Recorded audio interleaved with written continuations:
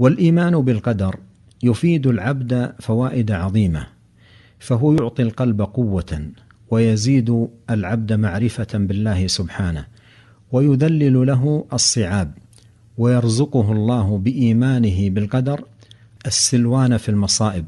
فإذا أصيب المؤمن بمصاب سلاه إيمانه بالقدر، كما قال الله تعالى: ما أصاب من مصيبة إلا بإذن الله ومن يؤمن بالله يهد قلبه.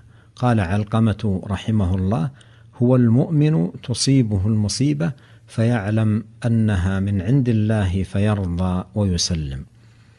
يعلم أن ما أصابه لم يكن ليخطئه، وأن ما أخطأه لم يكن ليصيبه.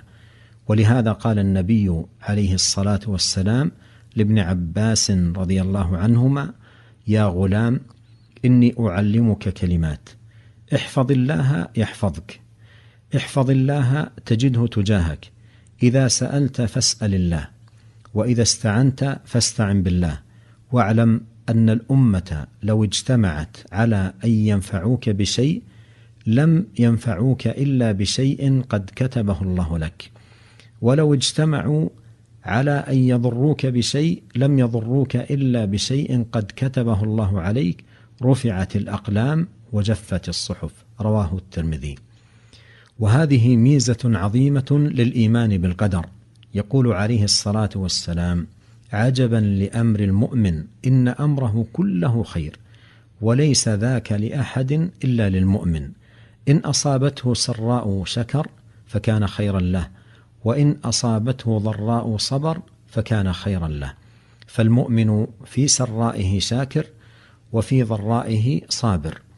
في سرائه يفوز بثواب الشاكرين، وفي ضرائه يفوز بثواب الصابرين، فهو فائز رابح غانم في كل أحواله.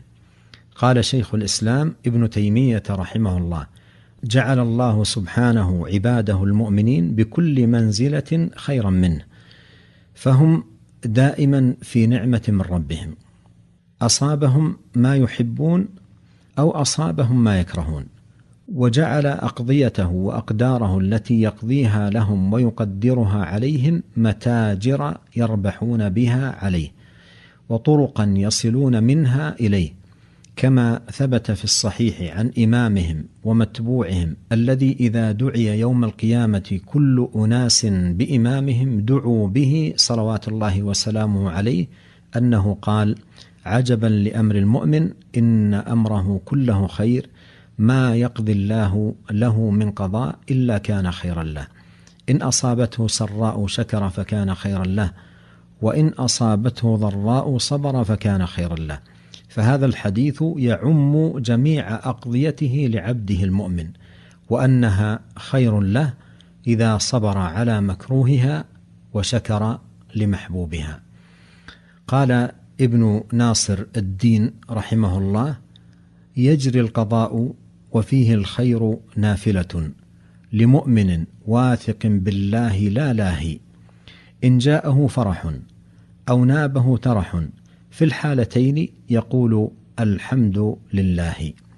وبحمده سبحانه نختم، فله الحمد أولا وآخرا، وله الشكر ظاهرا وباطنا. وصلى الله وسلم على عبده ورسوله نبينا محمد وآله وصحبه أجمعين. الدعوة والإرشاد وتوعية الجاليات بأبها، بالدعوة نحيا.